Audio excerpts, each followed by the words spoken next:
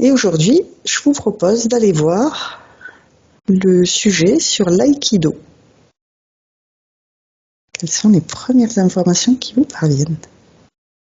La première image que j'ai vue quand tu as prononcé le mot, c'est une personne donc qui découpe ses gestes. Je ne vais pas les faire, mais qui découpe ses gestes avec la jambe et le bras qui bouge. Qui décompose le mouvement? Et oui, qui décompose, c'est mieux dit. Ok. Qu'il fait au ralenti. C'est ça. D'accord. Est-ce que vous avez des informations, Marie, Mathilde? Alors moi, je sais pas du tout pourquoi je vois ça, mais c'est comme si j'entendais de la musique en fait, plusieurs sons, et ça n'a rien à voir parce que c'était je sais pas comment ça s'appelle cet instrument, mais c'est comme un tout petit piano, mais on tape dessus. Un xylophone? Voilà, xylophone, ouais. Je sais Ok. pas pourquoi j'ai ça avec des petits bâtons en bois. Et ça ting, ting, il y a comme un rythme en fait. D'accord. Voilà. Et c'est très, relaxant en fait aussi. C'est comme si chaque ting, on prenait conscience de quelque chose, on mettait une intention. D'accord. Et alors, ce que je perçois depuis tout à l'heure, c'est des boules, comme des boules de lait, tu sais, les balles de gym sur lesquelles on peut s'asseoir et faire des exercices. D'accord. Et il y en a plein comme ça qui sont noirs, et je t'ai perçu, Aude et Sylvie aussi, comme s'asseoir dessus et jouer comme ça avec votre bassin tout autour. Je sais pas encore très bien ce que c'est, mais il y a quelque chose autour du centre de gravité qui rebondit, qui est important. D'accord. Et une vibration de profonde sérénité qui est là, très affirmée. Alors là, je vois tout le monde acquiescer. Profonde sérénité, ça a l'air de matcher. Ah ouais. Ah oui. Moi, j'ai les mots sagesse, sérénité, plénitude, étirement. J'avais d'autres choses. Je sais pas si c'est vraiment profond dans le corps en fait. C'est plus que juste ce qu'on voit comme ça, l'image qui pourrait paraître même peut-être un peu violent. C'est tout l'inverse en fait. Il y a un ajustement corps, âme, esprit. Ça me montre. C'est vraiment profond.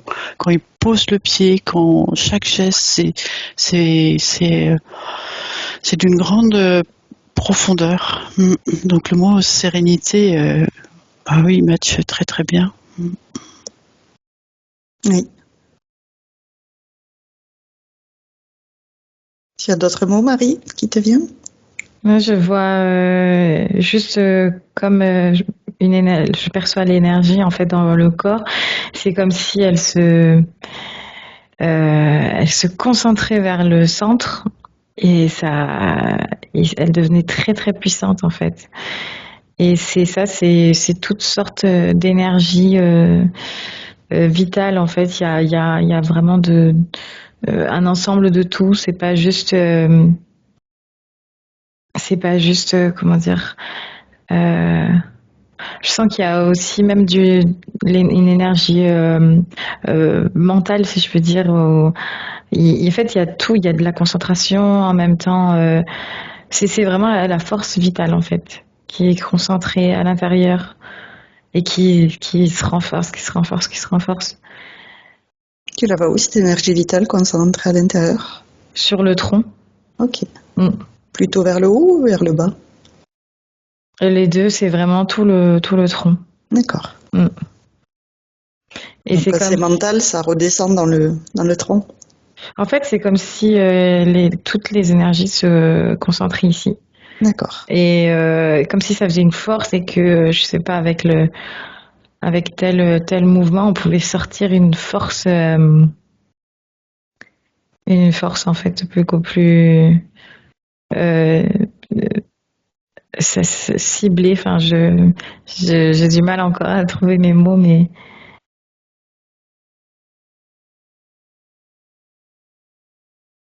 Alors, tu vois, cette concentration d'énergie qui se produit par les mouvements ou juste par la concentration que le pratiquant met dans l'exercice des mouvements?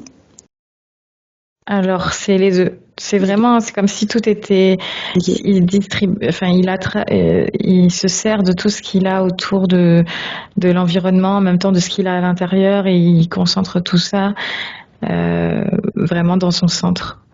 Mais je découvre en même temps parce que je connaissais pas du tout en fait. D'accord.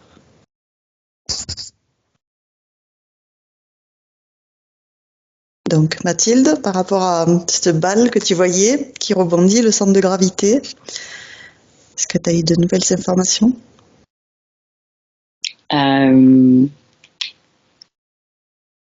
Pas beaucoup.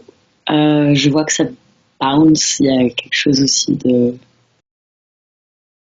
Ouais, qui rebondit. Mais c'était plutôt des visages qui m'ont été montrés de ces pratiquants qui sont limite avec un visage déformé à pratiquer, mais que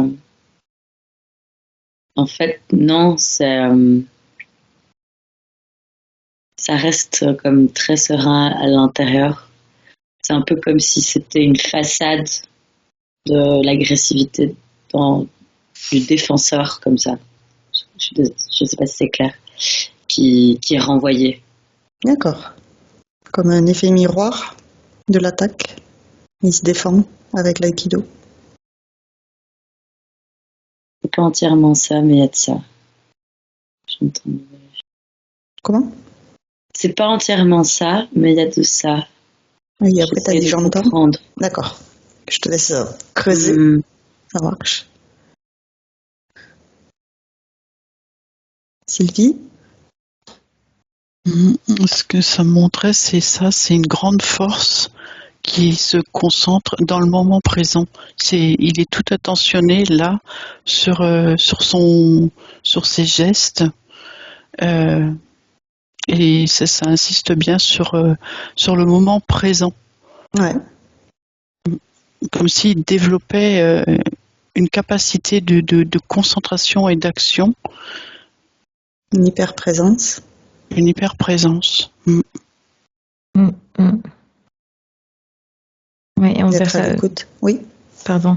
Oui, c'est ça, c'est vraiment être concentré, et c'est comme si cette ambiance justement de se défendre, etc. C'est comme si ça mettait le cerveau, le corps physique en fait en alerte, et il se sert aussi de cette énergie pour se concentrer davantage en fait. Il utilise vraiment toutes les énergies autour, même celle-ci d'alerte en fait, ou en tout cas de se tenir prêt, de Sentir les énergies.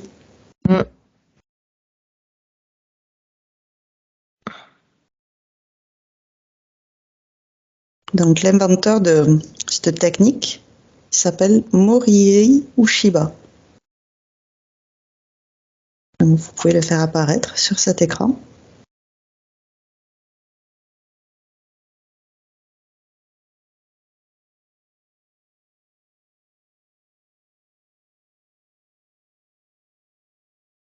Alors il montre l'importance en fait je sais pas, de taper, mais de positionner une main à un endroit bien précis sur la personne adverse, parce que le point d'impact ne sera pas le même que juste à côté. D'accord.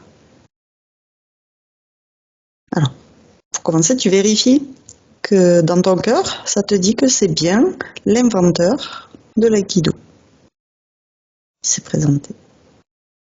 Oui, enfin, il me dit inventeur, ça existait déjà. Alors, avant lui, la technique proprement dite n'existait pas dans le sens où on ne pouvait pas l'enseigner. C'est lui qui l'a créé. Après, il s'est inspiré de la nature. Voilà, il est d'accord avec ça.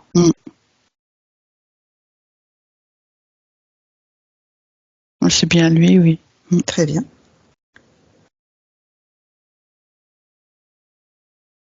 Et donc, lui demander un peu plus d'explications sur la façon dont il a mis au point cette technique.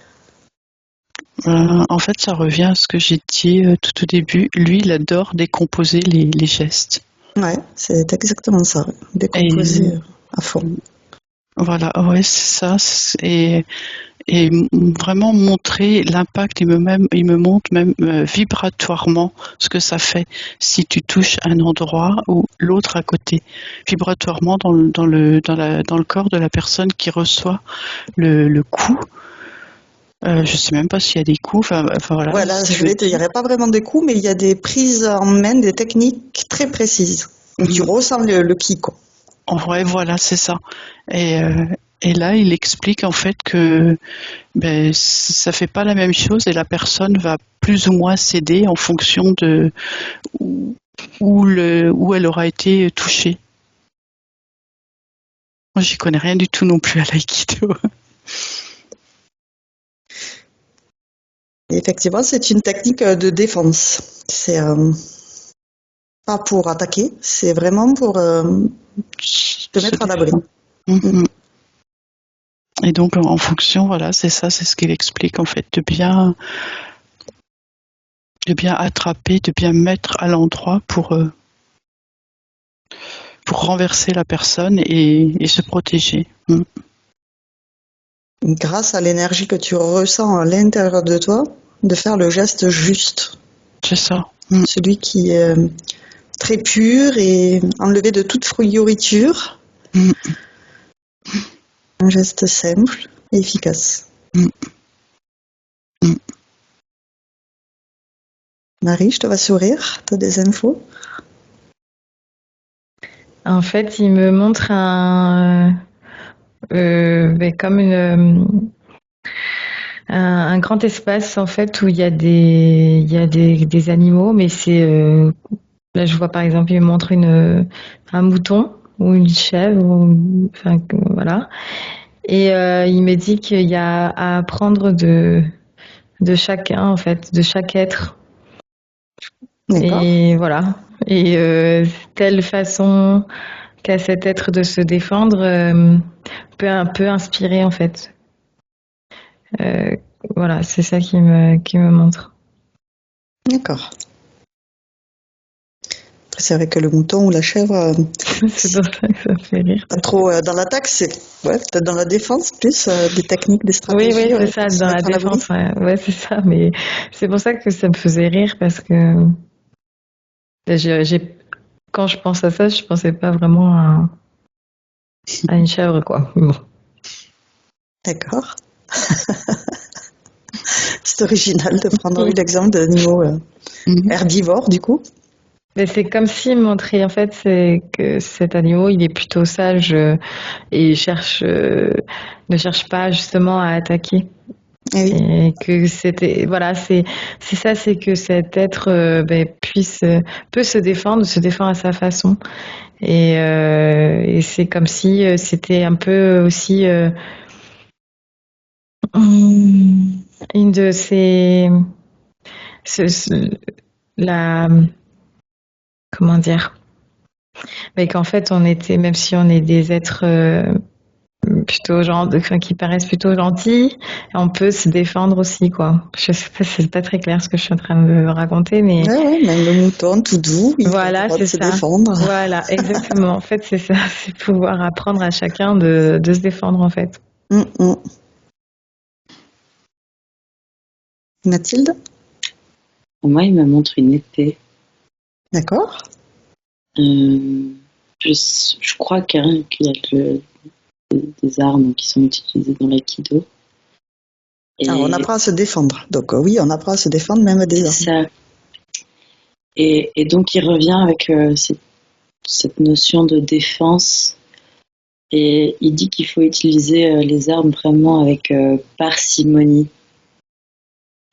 que quand la défense est vraiment légitime et il y a presque une économie en fait dans les gestes qui sont posés afin qu'ils soient vraiment comme posés au bon endroit, efficaces pour que en fait l'énergie utilisée soit la moins coûteuse possible, mais comme la plus efficace possible. C'est comme ça qu'on arrive à se défendre le mieux, en fait. Donc, ça, c'est très différent de l'utilisation d'une épée, par exemple, d'un chevalier. Mhm. C'est tout à fait autre chose dans le maniement et ne serait-ce que la posture aussi. Voilà. Effectivement. Oui. Et cette histoire de nature, elle revient assez beaucoup. J'ai pas compris, mais il était comme les pieds dans un marécage en train d'utiliser cette épée. C'est comme s'il se fondait aussi dans la nature tout seul avec son arme. C'est ça qui m'est apparu. D'accord. Drôle de monsieur. D'accord. Alors là aussi, tu peux vérifier que c'est bien lui, puisqu'effectivement sa technique ne nécessite pas d'armes et que lui, il apprend justement à se défendre de ses armes avec cette technique. Et ça en revient à cette énergie au niveau du... Comme s'il stockait cette énergie et en fait, par le cri ou même par la main, il y a l'énergie qui sort, mais vraiment de façon très concentrée en fait. Et ça fait un énorme, comme un impact, comme une onde en fait. C'est ça, ça me disait une concentration d'énergie en fait. Et puis le point d'impact après, il est puissant. Que la personne en face, elle ne peut pas s'en défaire, elle ne peut que le recevoir. Et puis oui, une sensation d'être figée. Oui. C'est vraiment une concentration d'énergie vitale dans la personne. Et après, en fonction de la vibration de ce qu'il a et de ce qu'il émet, enfin, c'est comme si tout était calculé, alors que rien n'est calculé. En fait, c'est la puissance de son action qui détermine le geste et qui envoie l'impact sur l'autre personne. Ouais. C'est puissant. Ouais. Ouais, c'est impressionnant. Oui, parce qu'en fait, quand il fait ça, ça émane comme des vortex, en fait, d'une puissance Ouais. Les vortex sont très présents. Ouais. Tellement fort que, en fait, ça cloue la personne en face. Ah oui, parce qu'elle est tellement déstabilisée, à un moment donné, c'est comme s'il n'avait plus d'énergie, la personne en face. C'est comme si toute son énergie, ben voilà, il tombe. Je te vois acquiescer, Marie. Oui, parce que c'est exactement ça. Et quand on parlait d'instant présent tout à l'heure, c'est vraiment ça aussi. C'est sur le moment être assez concentré ou en tout cas conscient de ce qui se passe pour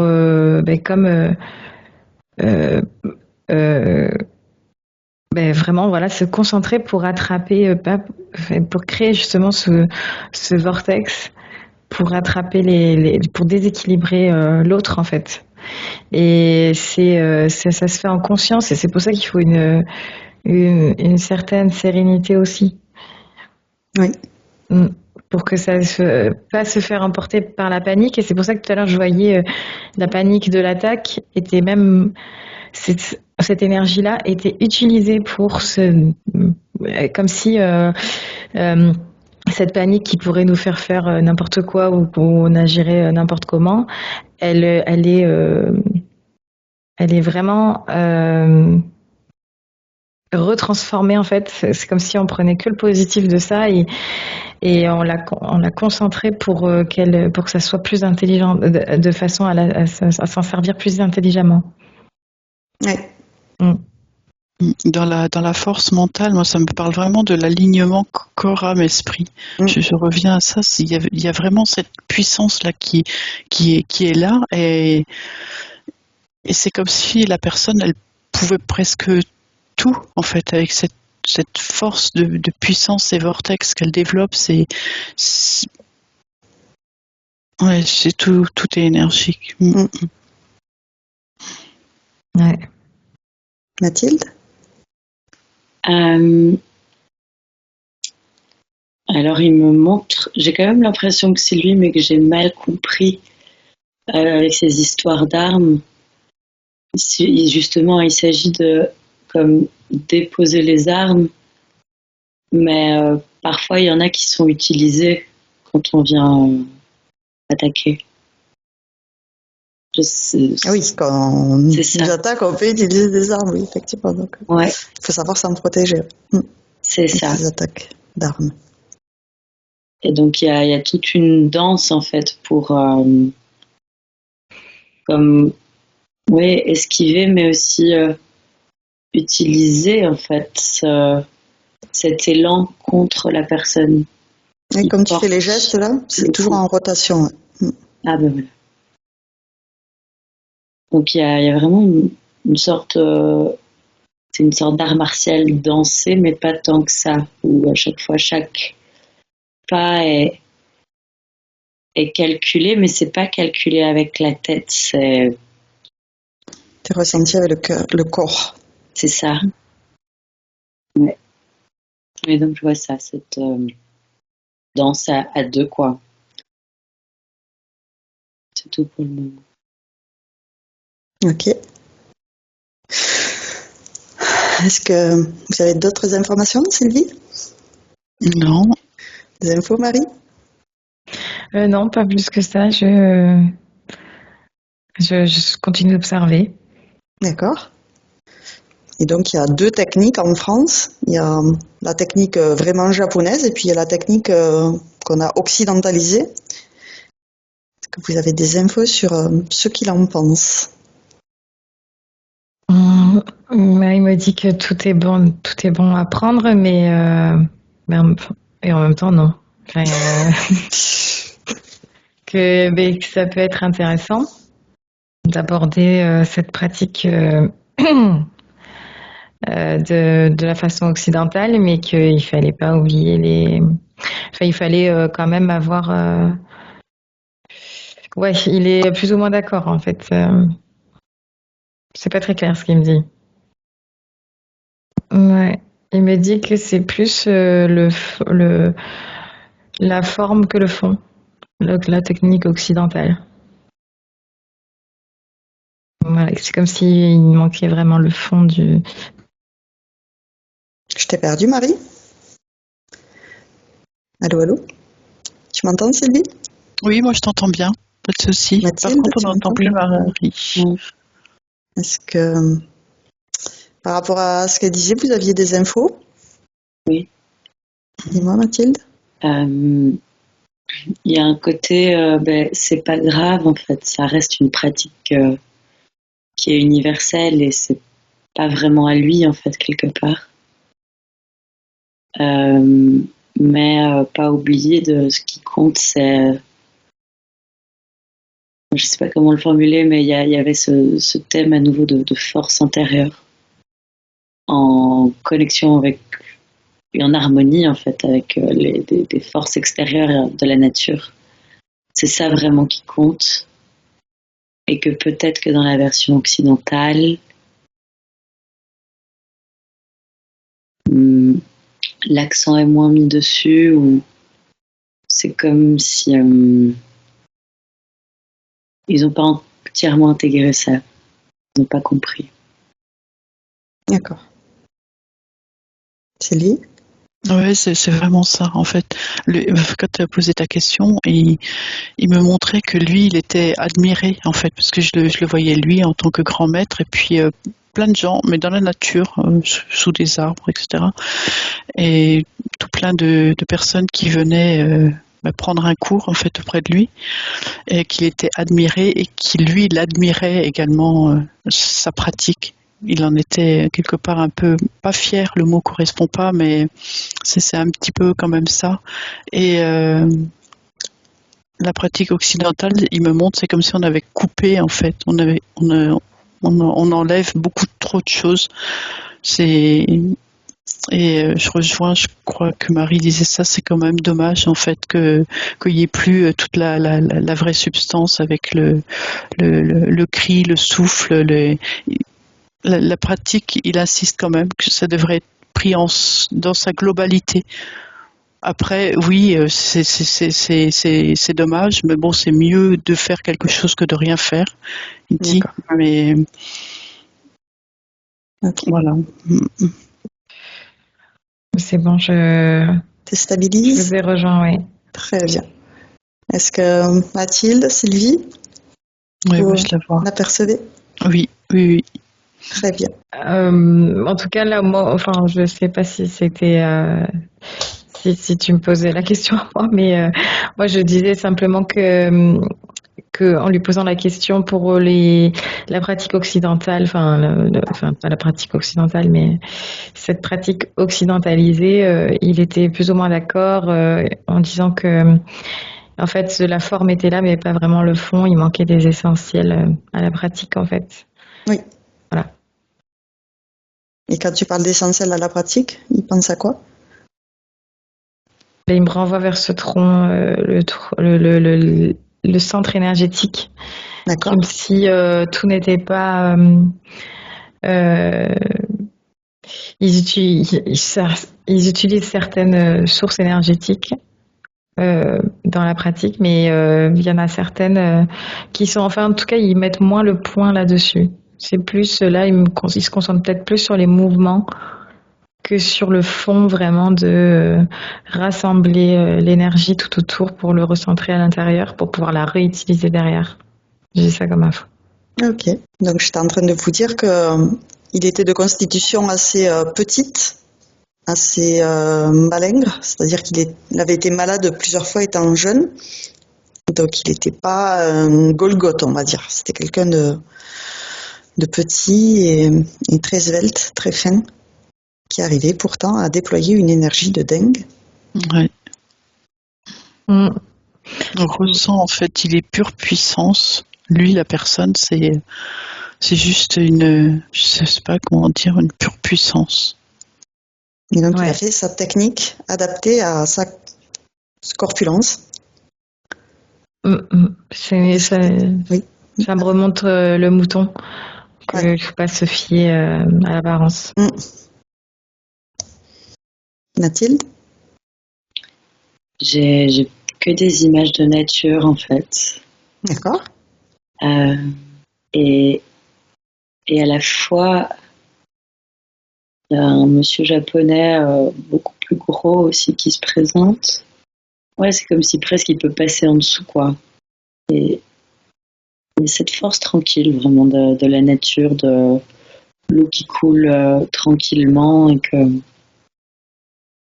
je me demande un peu ce que ça veut bien pouvoir dire. Mais pour l'instant, c'est pas très clair. D'accord. Effectivement, la force de l'eau, ça peut être une eau très calme, et puis s'il y en a beaucoup, on le voit pendant les inondations, ça déploie une force colossale. Donc Oui, on sait la canaliser, on peut du coup l'utiliser à bon escient. Ouais. Et les différences de niveau aussi, ça permet de déployer beaucoup d'énergie.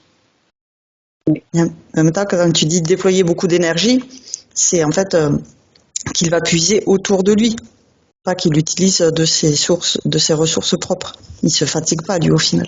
Absolument. Oui, une très bonne maîtrise. Très inspirant. D'autres infos par rapport à sa corpulence et au fait qu'il arrive à déployer autant d'énergie? Non, comme tu dis, en fait, il se fatigue pas puisque lui, il puise l'énergie toute environnante, en fait. Et puis, Enfin, on voit là quand il fait ses gestes et tout, c'est comme ça qu'il capte l'énergie. Donc, en fait, il capte l'énergie et il l'utilise. Donc, il n'utilise pas son énergie personnelle. Donc, ça peut que le renforcer, lui, dans sa puissance, en utilisant, parce il a l'art et la manière, en fait, d'utiliser tous les vortex, toute l'énergie, en fait. Ouais, je sais pas comment le décrire, c'est puissant. Des infos, Marie? Non, oui, je trouve ça génial en fait. C'est très ingénieux de faire ça sans utiliser sa propre énergie. C'est utiliser l'énergie de l'autre pour le faire tomber. Et c'est très ingénieux. Et en même temps, il y a vraiment, quand tu as dit canaliser, ou il y en a une d'entre vous qui a dit ça, c'était vraiment ça. C'est le mot que je cherchais depuis tout à l'heure. D'accord. Mm. Quand tu dis canaliser, tu vois, qu'est-ce qu'il a canalisé? En fait, c'est comme si il prenait les énergies.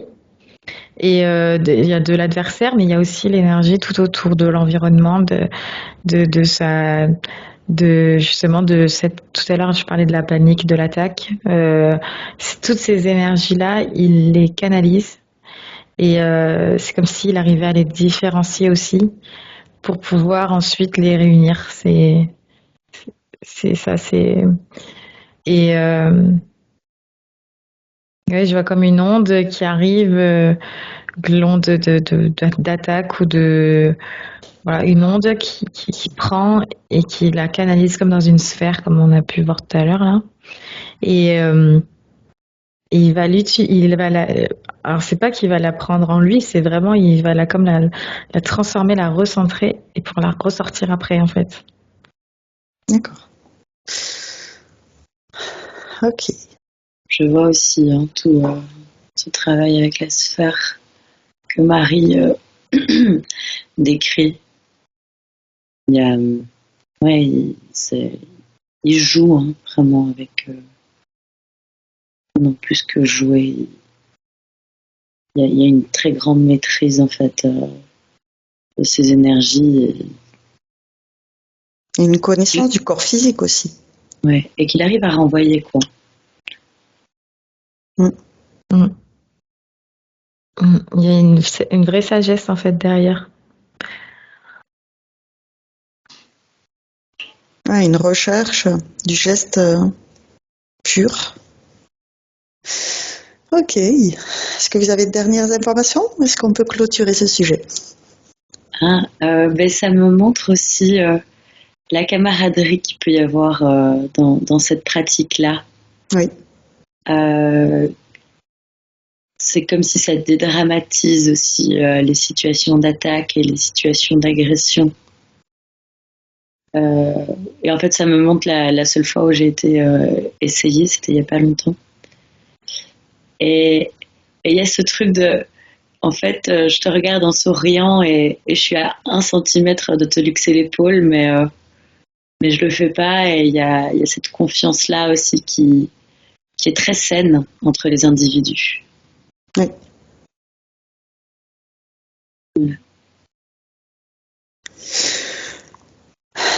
On va pouvoir le remercier pour tout ce qu'il nous a partagé. Je le remercie chaleureusement d'avoir répondu avec bienveillance à nos questions assez naïves, on va dire.